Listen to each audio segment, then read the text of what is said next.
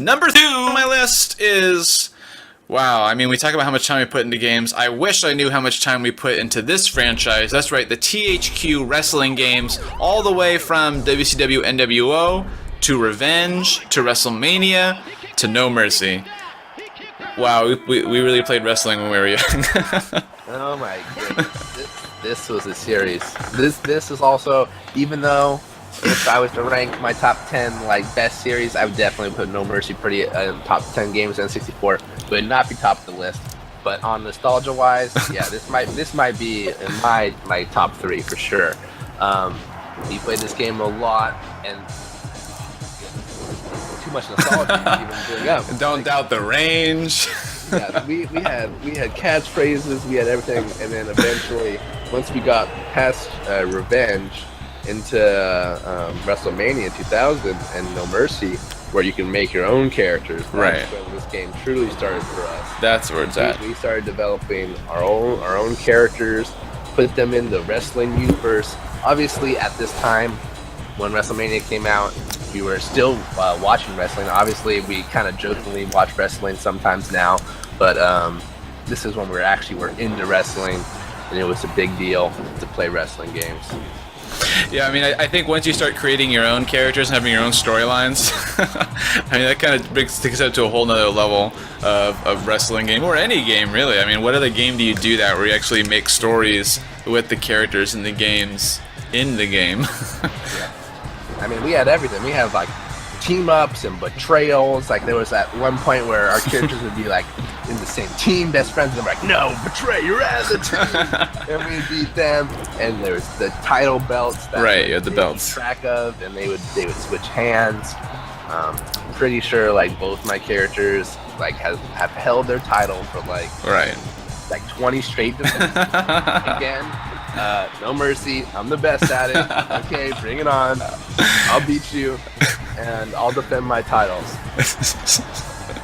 Yeah, I'm trying to remember, like, any other... Is there anything, like, specific... Like, is there anything crazy nostalgic about these games? I'm trying to remember. One of the most nostalgic things for me, especially early on, all the way back to even the WCW games, is the weapons, right? And like just throwing them into the ring and throwing them like. And obviously, to me, one of the most nostalgic things is the counters. When someone would have a weapon, they're about to hit you, or they're doing a drop kick, and then you just press the block at the perfect time. You throw them down, or steal their weapon, or do whatever you need. There's the grapple breaks as well, but counters and grapple breaks. And also the random reversals, just that happen sometimes. Oh, you're like you scream. I'm about to they reverse and they're like, no. That was great. Or like when someone comes in to interfere, like to interfere with the match. Yeah. Like random guys would run in. I forgot there was yeah. Oh my, nostalgia me right there. You just be about like, I'm about to win. What? And sometimes they'd be like our characters, and you'd be like, did you do it? Why did you do this? One of our plot lines. I think I booed you out of the team because you interfered with one of my matches. I was like, no. The CPU version. You're out of my team. Oh my gosh. And this was a game to me that somehow had a lot of longevity. This is one of the few games that I played years after I stopped playing N64. There was no other game, not Perfect Dark, not Mario Kart 64, nothing. I would go back and play this game with my friends.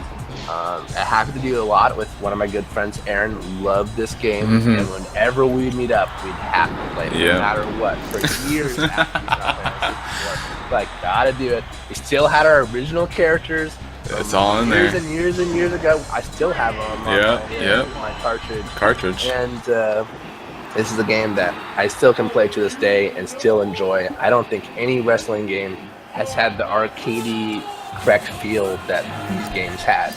And yeah.